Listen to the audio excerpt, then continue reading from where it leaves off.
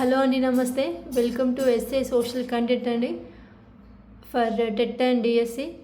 So polity first year అండి. So last class 5th chapter వరకు అయిపోయిందండి, ప్రజాస్వామ్యం వరకు. ఇది 9th చాప్టర్ అండి, లౌకికవాదం.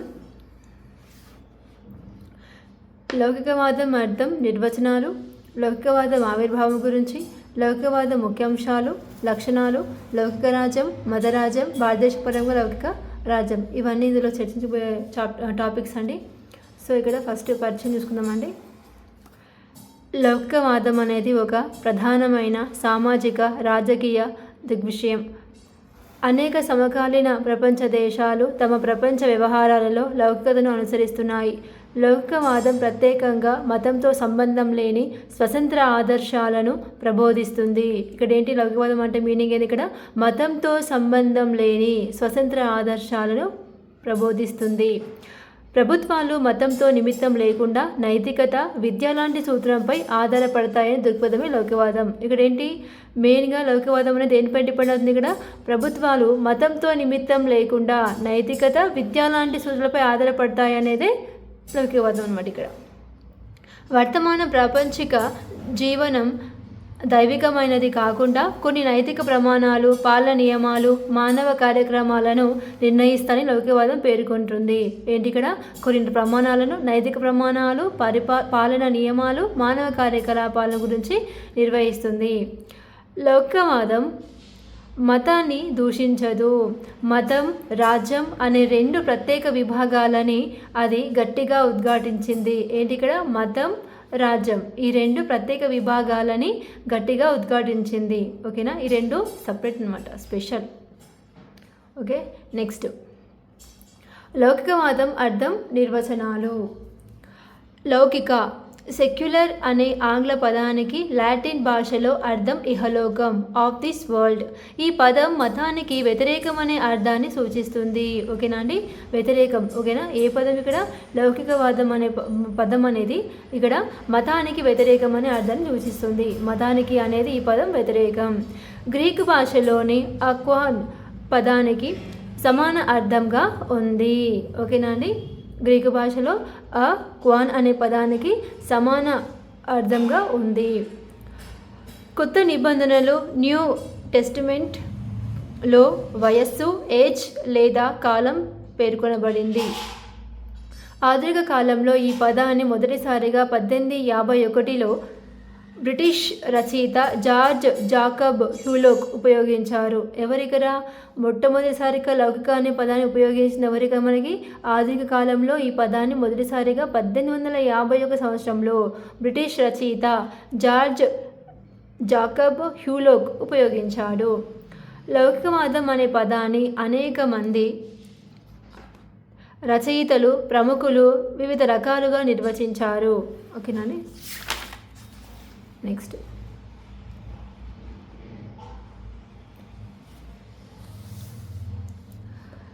జి.జే. హ్యూలోక్ లౌకికవాదం అంటే మత విశ్వాసాలను సమర్థించడం, తిరస్కరించడం కాకుండా మతంతో సంబంధం లేని ఒకానొక సామాజిక వ్యవస్థను ప్రోత్సహించడం అనే భావనగా చెప్పడం జరిగిందనమాట. ఓకే, జి.జే. హ్యూలోక్ ఏం చెప్పింది ఇక్కడ? విశ్వాసాలను అంటే మత విశ్వాసాలను విమర్శించడం, తిరస్కరించడమే కాకుండా మతంతో సంబంధం లేని ఒకానొక సామాజిక వ్యవస్థను అంటే మొత్తం సామాజిక పరంగా ఉన్న వ్యవస్థను ప్రోత్సహించడమే భావనగా ఆయన పేర్కొనడం జరిగింది. ఎరిక్సన్ వాటర్ హౌస్ ఓకే అండి, మతంలో పేర్కొన్న దానికంటే భిన్నమైన జీవనం, ప్రవర్తనకు సంబంధించిన సిద్ధాంతాన్ని ప్రతిపాదించే ఒకానొక ఆదర్శమే లౌకికవాదం. ఓకేనా, ఇక్కడ ఏంటి భిన్నమైన, ఇక్కడేంటి మతంలో పేర్కొన్న దానికంటే భిన్నమైన జీవనం, ప్రవర్తనకు, ఇక్కడ జీవనం ప్రవర్తనకు సంబంధించిన సిద్ధాంతాన్ని ప్రతిపాదించే ఒకానొక ఆదర్శమే లౌకికవాదం అని చెప్పడం జరిగింది ఇక్కడ. ఓకేనా అండి, మొత్తం మీద జీవన ప్రమాణం గురించి చెప్పింది ఎవరు ఇక్కడ? Erickson water house. G G. Hackman లౌకికవాదం అనేది ఒక రకమైన జీవితాన్ని సూచిస్తుంది. అది దేవుడు, మత విశ్వాసాలకు భిన్నంగా ఉంటుంది. ఓకేనా అండి, అది దేవుడు, మత విశ్వాసాలకు భిన్నంగా ఉంటుంది. భారతదేశంలో లౌకికవాదం అనే భావనకు అర్థం రాజ్యం అన్ని మతాలను సమానంగా గౌరవిస్తుంది. ఓకేనా, ఇక్కడ ఏంటి రాజ్యం అనేది భారతదేశంలో లౌకికవాదం అంటే ఏంటి, ఇక్కడ రాజ్యం అన్ని మతాలను సమానంగా గౌరవిస్తుంది. ఓకేనా అండి. లౌకికవాదం ఆవిర్భావం యూరప్లో 17-18 శతాబ్దాలలో సామాజిక రాజకీయ పరిస్థితులలో అప్పటికే లౌకికవాదం అనేది ఆవిర్భవించింది. ఎప్పుడు యూరప్లో 17-18 శతాబ్దంలోనే ఆవిర్భవించింది. ప్రాచీన మధ్యయుగాలలో మతపరమైన రాజ్యాలు ఉండేవి. ఆ యుగాలలో రాజ వ్యవహారాలలో మతం ఎంతో కీలకమైన పాత్ర పోషించింది. పాలకులు ప్రజలు మత విశ్వాసాలను గుర్తించి గౌరవించి పరిపాలించేవారు. ఎవరెక్కడ పాలకులు ఏం చేసేవారు, మత విశ్వాసాలను గుర్తించి గౌరవించేవారు. మతం సమాజంలో శాంతి భద్రతలను స్థిరత్వాలను అందించి వ్యక్తుల మధ్య సంబంధాలు నియంత్రించింది. ఓకేనా అండి, వ్యక్తుల మధ్య సంబంధాలు నియంత్రించింది. దేశ పరిపాలన సాఫీగా కొనసాగేందుకు అవసరమైన రాజకీయ విధేయతలను అందించేందుకు మతం దోహదకారిగా అయ్యింది. ఓకేనా, ఇక్కడ ఏంటి, దేశ పరిపాలన అనేది సాఫీగా కొనసాగేందుకు అవసరమైన రాజకీయ విధేయతను అందించేందుకు మతం దోహదకారి అయ్యింది. ఓకేనా అండి, దోహదకారి అయిందనమాట. నెక్స్ట్ లౌకికవాదం ముఖ్య లక్షణాలు. ఓకేనండి, లక్షణాలు చూద్దాం ఇక్కడ. ఫీచర్స్: ఆధునిక రాజ్యాలలో విభిన్నమైన ఆర్థిక, సామాజిక, రాజకీయ సమస్యలను పరిష్కరించే విషయంలో లౌకికవాదం ప్రాముఖ్యత గల తాత్విక భావనగా పరిగణించబడుతుంది. ఆర్థికపరమైన అంశాలు, సామాజికంగా, రాజకీయంగా ఉన్న సమస్యలు పరిష్కరించేందుకు ఈ లౌకికవాదం అనేది ముఖ్య పాత్రను పోషిస్తుంది. దాంతో లౌకికవాదాన్ని అనేక మంది అనేక అంశాల ప్రాతిపదికపై ప్రశంసించారు. లౌకికవాదాన్ని వారు ఒక హేతుబద్ధమైన భావనగా భావించారు. అంతేకాకుండా ఆధునిక రాజ్యానికి సంబంధించిన అనేక పరిణామాలను విశ్లేషించుటకై లౌకికవాదాన్ని ఒక ఆదర్శంగా తీసుకున్నారు. ఓకేనా అండి, అంటే రాజకీయంగా అనేక అంశాలను విశ్లేషించడం కోసం, ఏంటంటే చర్చించడం కోసం విశ్లేషించడం కోసం లౌకికవాదాన్ని ఆదర్శంగా తీసుకోవడం జరిగిందనమాట. ఓకేనా, లౌకికవాదంలో కింద పేర్కొన్న సుగుణాలను ఉన్నాయి. ఓకేనా, కింద కొన్ని సుగుణాలు అన్నమాట. ఓకేనా, లక్షణాలు. ఓకే అండి. సో సమానత్వం ఈక్వాలిటీ. లౌకికవాదం సమసమాజానికి ప్రాతిపదిక. అన్ని మతాల వారిని సమానంగా పరిగణిస్తుంది. మానవులు సృష్టించిన అసమానతలను గుర్తించదు. ఓకేనా అండి. అలాగే కుల, మత, వర్గ, ప్రాంతీయ, భాషాపరమైన విచక్షణలకు తావు ఇవ్వదు. ఈ అన్ని అంశాల కూడా లౌకికవాదం అనేది తావివ్వదు. ఓకేనా అండి. దాంతో ప్రజలు జాతి పట్ల ఎంత దృఢమైన సానుకూలమైన భావనను కలిగి ఉంటారు. నెక్స్ట్ మత స్వాతంత్రం, రిలీజియస్ ఫ్రీడమ్. లౌకికవాదం మత స్వాతంత్రాన్ని ప్రజలు సంపూర్ణంగా అనుసరించుటకు దోహదపడుతుంది. రాజ్యం వ్యక్తుల మత వ్యవహారాల్లో జోక్యం చేసుకోదు. రాజ్యం అనేది వ్యక్తుల మత వ్యవహారాల్లో జోక్యం చేసుకోదు. లౌకిక రాజ్యంలో రాజ్యాంగం వివిధ చట్టాలు వ్యక్తులకు తమ ఇష్టం వచ్చిన మతాన్ని స్వీకరించుటకు, ప్రబోధించుటకు, ప్రచారం చేసుకునేందుకు సంపూర్ణమైన స్వాతంత్రాన్ని ప్రసాదిస్తాయి. ఓకేనా అండి. వ్యక్తులు ఏ మతాన్ని స్వీకరించవచ్చు, ప్రచారం చేసుకోవచ్చు, ప్రబోధించవచ్చు.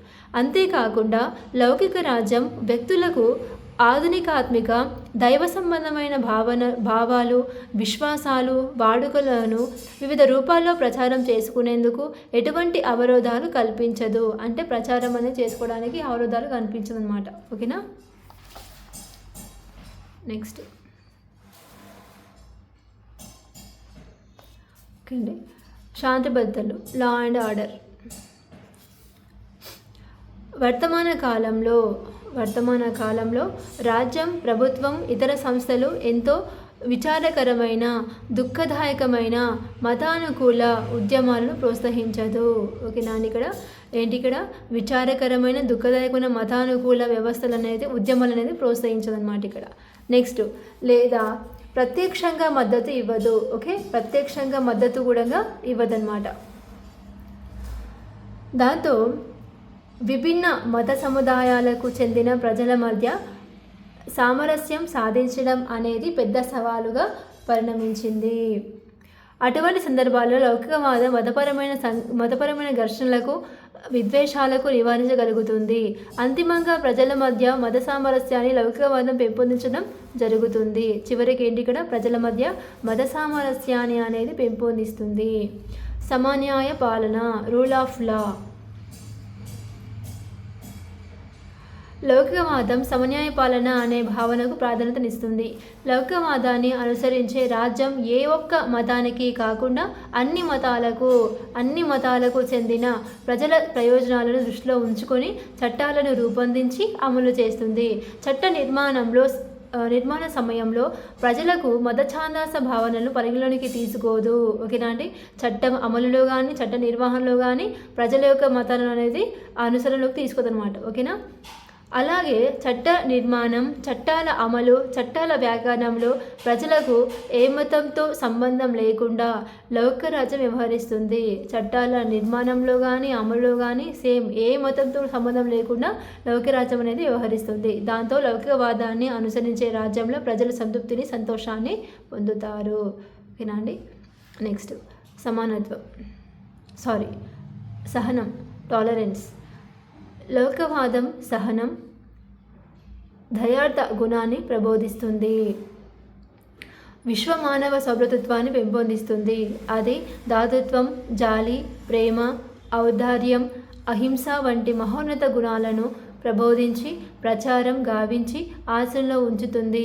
దాంతో లౌకికవాదం అమలులో ఉన్న రాజ్యంలో ప్రజలు శాంతియుతంగా సహజీవనం చేస్తూ రాజ్యంలోని రాజకీయ, సామాజిక సంస్థలు సాఫీగా పనిచేసేట్లు చూస్తుంది. ఓకేనా అండి.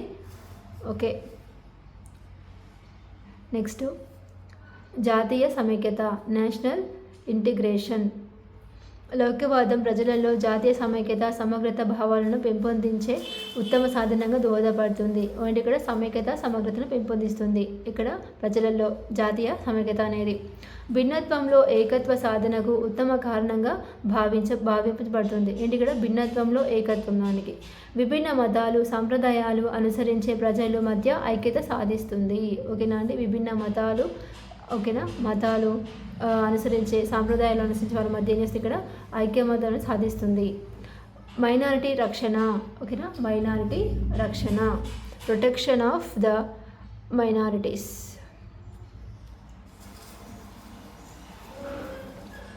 ఓకే అండి.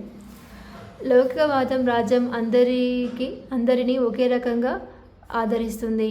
సమాజంలో మెజారిటీ వర్గం ఇతర వర్గాల మధ్య ఎటువంటి వివక్షతను చూపదు. మెజారిటీ వర్గంకి ఇతర వర్గాలకు ఎటువంటి వివక్ష చూపదు అనమాట, అంటే తక్కువగా ఉన్న వాళ్ళకి.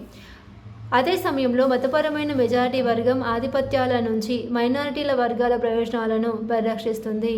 ఓకేనా. ఏ మతం అయితే మెజారిటీ హిందువులు ఎక్కువ అనుకోండి, సో తక్కువగా ఉన్న వారిని కూడా ఏం చేస్తే ఇక్కడ సమానంగా చూస్తుంది అనమాట. వారి యొక్క ప్రయోజనాలు కూడా సమానంగా చూస్తుంది. వారికి ప్రత్యేక సౌకర్యాలను కల్పిస్తుంది. మైనారిటీ వర్గాల వారి పట్ల మత సాహసాన్ని పాటించాల్సిందిగా ప్రజలకు బోధిస్తుంది. ఓకేనా అండి. ప్రజలకు బోధిస్తుంది. నెక్స్ట్ వన్, అన్ని రంగాల ప్రగతి, ఆల్రౌండ్ ప్రోగ్రెస్. లౌకికవాదంలోని అత్యంత గొప్ప గుణం ఏమిటంటే ప్రజలు అన్ని రంగాల్లో ప్రగతిని సాధించేందుకు దోహదపడుతుంది. ఓకేనండి, దోహదపడుతుంది. నెక్స్ట్ సమన్యాయ పాలన, మత సాహసం, ప్రభుత్వం తటస్థ వైఖరి వంటి అంశాలు లౌకికవాదంలో ఉండటం చేత ఆ రకమైన ప్రగతి సాధ్యమవుతుంది. ప్రత్యేకంగా సంక్షేమం, సామాజిక న్యాయం, అసౌకర్యానికి గురైన వర్గాల ప్రయోజనాల పరిరక్షణ వంటి విషయాలకు సంబంధించి అన్ని మతాలను చెందిన ప్రజల ప్రగతిని లౌకికవాదం కృషి చేస్తుంది. ఓకేనా అండి. అన్ని రంగాలు, ఓకేనా, అన్ని రంగాలు అంటే ప్రత్యక్షంగా సంక్షేమం, సామాజిక న్యాయం, అసౌకర్యానికి గురైన వర్గాలు, ఓకే, అన్ని వర్గాల వారి కూడా అన్ని మతాల కూడా సమానంగా ఈక్వల్గా న్యాయం కోసం కృషి చేస్తూ ఉంటుందన్నమాట. ఓకేనా అండి.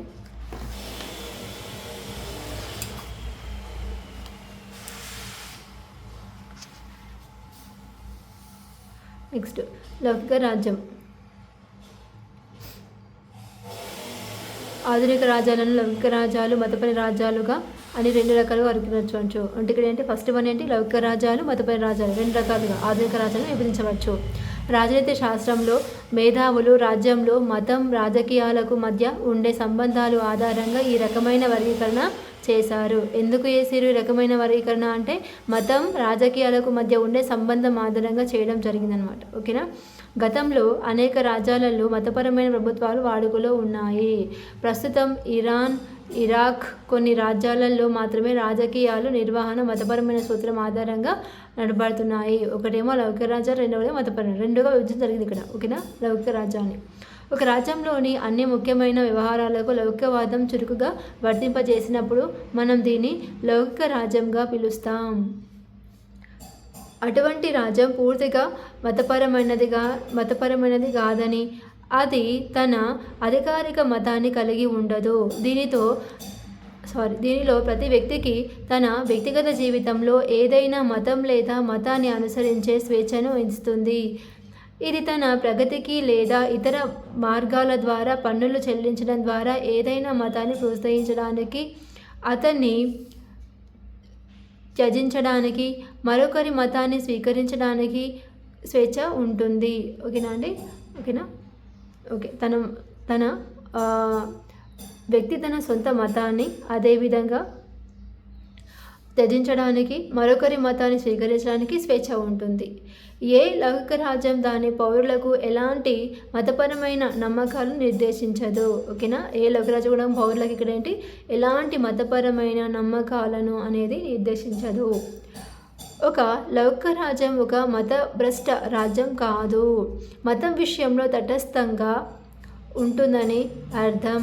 రాజ్యం దాని సొంత మతం కలిగి ఉండదు అంటే అది ఏ మతాన్ని ప్రోత్సహించదు. అదే సమయంలో అది దేనిలోనూ జోక్యం చేసుకోదు. ఓకేనా అండి. నెక్స్ట్ ఈజీనే ఉంది కదండి పెద్దగా. సో అందుకని కొంచెం థియరీ అర్థమైపోతే మనకి క్వశ్చన్ స్టేట్మెంట్ వైజ్గా ఇస్తే ఆన్సర్ చేయడానికి ఈజీగా ఉంటుందండి. సో అందుకని ఒకసారి ఇంటర్ ఫస్ట్ ఫినిష్ చేసిన తర్వాత మిగిలిన 9th 10th అట్లా చూసుకుంటే కొంచెం బెటర్ అండి. సో ఎందుకంటే కొన్ని వర్డ్స్కి మీనింగ్స్ అనేది మనకు అర్థమవుతుంది అనమాట. ఓకే. నెక్స్ట్ మతరాజ్యం. మతరాజ్య భావన అతి పురాతనమైన ప్రభుత్వ రూపం. థియోక్రసీ అనే పదం గ్రీకు పదాలైన థియోక్రసీ అనే పదం గ్రీకు పదాలైన థియోక్రసీల నుంచి గ్రహించబడ్డాయి. దీని అర్థం దేవుని పరిపాలన. దీని అర్థం ఏంటి మనకి దేవుని పరిపాలన. ఈ ప్రభుత్వం మత ప్రాతిపదికన దేవుని పేరు మీద పూజారుల చేత పరిపాలించబడుతుంది. ఓకేనండి. దేవుని పేరు మీదగా పూజలతో పరిపాలించబడుతుంది. ఓకే. ఆ దేశంలోని మత సంస్థలు రాజ్యంతో అవినాభావ సంబంధం కలిగి ఉంటాయి. నిజానికి మత రాజ్యం ఒక రకమైన రాజకీయ వ్యవస్థ. దీనిలో మానవుల చేత రూపొందించబడే చట్టాలు దైవిక న్యాయం ఆధారంగా ఉంటాయి.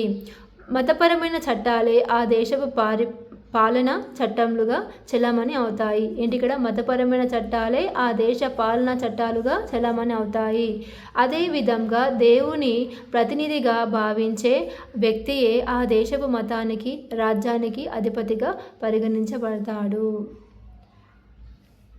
ఓకేనండి. ఎగ్జాంపుల్ దీనికి రాజవంశాలు. ఒక రాజవంశం ఉందనుకోండి, తన యొక్క పరిపాలన అయిపోయినప్పుడు ఏం చేస్తారు, తన కొడుకు వస్తాడు, తర్వాత ఎవరు వస్తారు, తన యొక్క మనవడు వస్తాడు, తర్వాత మునిమడు. సో ఈ విధంగా అనేది కంటిన్యూ అవుతుంది. ఓకేనా అండి. ఎగ్జాంపుల్ అండి, మీకు ఏదైనా అనిపిస్తే అది తీసుకోవచ్చండి. మతరాజ్యాలలో రాజకీయాలు మతంతో మిళితమై ఉంటాయి. మతం రాజకీయాలను శాసిస్తుంది. ఇలాంటి రాజ్యాలలో ఒకే మతం ప్రబలంగా ఉంటుంది. ఉదాహరణకు ఏకమత రాజ్యం. పురాతన మత రాజ్యాలలో మతాధికారులే పరిపాలకులుగా ఉండేవారు. ప్రాచీన ఈజిప్టులో ఫాలోస్ బైజాంటైన్స్ బైజాంటైన్ సామ్రాజ్యంలో చర్చి అధిపతి రాజుగా చెల్లమని అయ్యేవాడు. సో ఈ చర్చి అనేది 9th క్లాస్ పార్ట్ బిలో ఉంటుందండి. సో చర్చి అధిపతిగా పోపు ఉంటాడు. ఆ పోపు యొక్క అధికారం అనేది రాజుకు నచ్చలేదన్నమాట. సో ఎలాగైనా పోపుని అదిగా తొలగించాలని కూడా కొంచెం బాగుంటుందండి. లెసన్ చూస్తే మీకు అర్థమైపోతుంది. సో ఇదే అండి, అది ఒకసారి 9th బుక్ తీసుకొచ్చండి, 9th క్లాసు. ఇక్కడ చూడండి, యూరప్లో 17వ శతాబ్దం ఆరంభంలో ఇంగ్లాండ్ని ట్యూడర్ వంశానికి చెందిన రాజులు పాలించేవారు. ఆ సమయంలో రోమన్ క్యాథలిక్ చర్చ్ అధిపతిగా పోపు ఉండేవారు. ఏది రోమన్ క్యాథలిక్ చర్చ్కి. అయితే ట్యూడర్ రాజులు పోప్ అధికారాన్ని అంగీకరించడానికి సుముఖంగా లేరు. వారు పోప్ మరియు రోమన్ క్యాథలిక్ చర్చ్ ఆధిపత్యం లేకుండా ఇంగ్లాండ్ స్వతంత్రంగా ఉండాలని కోరుకోసాగారు. సో అదనమాట. ఓకేనా అండి. సో అంటే ఎప్పుడు చెప్తూనే ఉన్నా కానీ చూపించలేదు కదండి, ఒకసారి చూపిద్దామని తీసుకొచ్చినా అండి. ఓకేనండి, ఇదనమాట. ఇగో చెల్లమని అయ్యేవాడు. మధ్యయుగంలో ముఖ్యంగా ఇటలీ సరిహద్దులో క్యాథలిక్ చర్చి అధిపతిగా పోప్ దీర్ఘకాలికంగా పరిపాలించేవాడు. సో ఈయననే అది. నేడు మతరాజ్య భావనను లౌకిక రాజ్యానికి వ్యతిరేకమైన మతపరమైన రాజ్యంగా పిలుస్తున్నారు. పురాతన కాలంలో చాలా రాజ్యాలు మతరాజ్యాలుగా కొనసాగాయి. నేడు కొన్ని దేశాలు మాత్రమే మతరాజ్యాలుగా కొనసాగుతున్నాయి. ఓకేనా అండి. నెక్స్ట్, భారతదేశంలో లౌకిక రాజ్యం. లౌకికవాదం అనే పదం ఉపయోగించడంలో భారతదేశ విధానం పాశ్చాత్య దేశాలలో ఉపయోగించిన దానికి భిన్నమైనది. భారతదేశంలో సాంస్కృతిక సహజీవనం కొత్త దృగ్విషయం కాదు. ఇది చాలా కాలం నుంచి భారతదేశంలో ఉంది. ఇది మధ్యయుగ ప్రారంభం కాలంలో ముస్లింల దండయాత్రల నుంచి ప్రారంభమైంది. భారతదేశంలో బ్రిటిష్ పాలన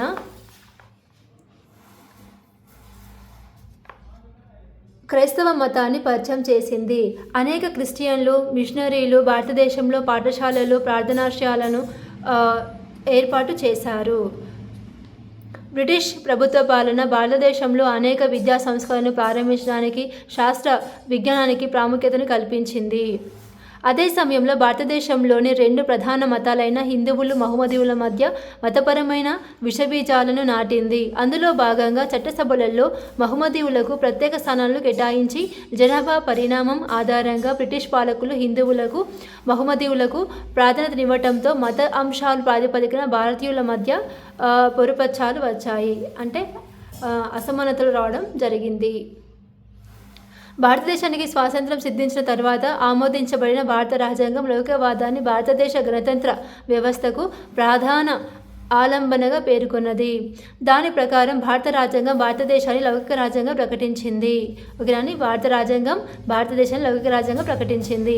భారతదేశంలోని కేంద్ర రాష్ట్ర ప్రభుత్వాలు లౌకికవాదాన్ని సిద్ధాంతపరమైన ఆచరణాత్మక భావనగా అనుసరించసాగాయి.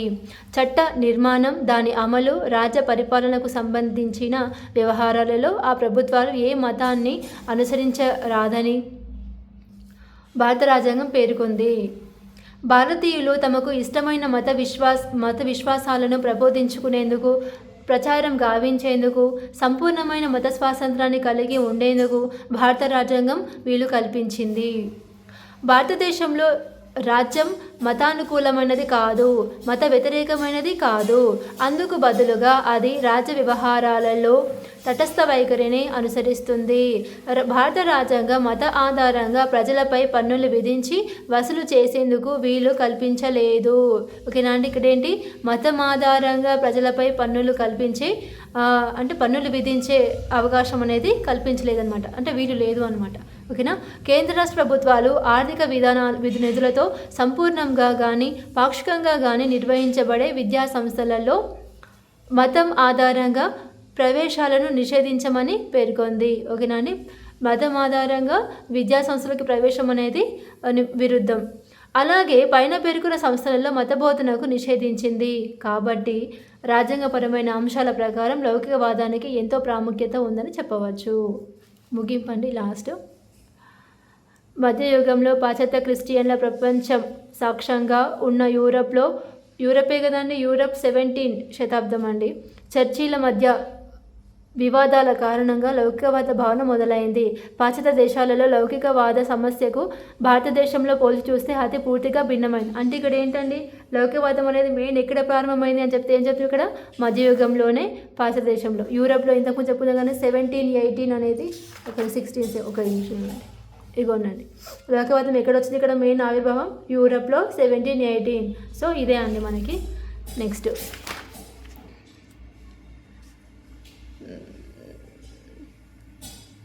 ఓకేనండి, భిన్నమైనది. భారతదేశంలో అది అన్ని మతాలకు సమాన గౌరవం లభిస్తుంది. లౌకిక అనే పదం ప్రారంభంలో మన రాజ్యాంగంలో లేనప్పటికీ భారత రాజ్యాంగం ఎప్పుడూ లౌకికంగానే ఉంది. పాశ్చాత్య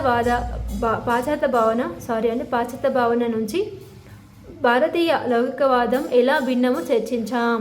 కాబట్టి భారతదేశంలో అది పరస్పరానికి మినహాయింపు కాదు, అన్ని మతాల నుంచి దూరంగా ఉండడానికి అనుమతించే ఒక సంక్లిష్టమైన ఆలోచన, స్వేచ్ఛ, సమానత్వం, సామాజిక న్యాయాలను ప్రోత్సహిస్తుంది. సో థ్యాంక్ యూ అండి. Thank you so much for watching అండి.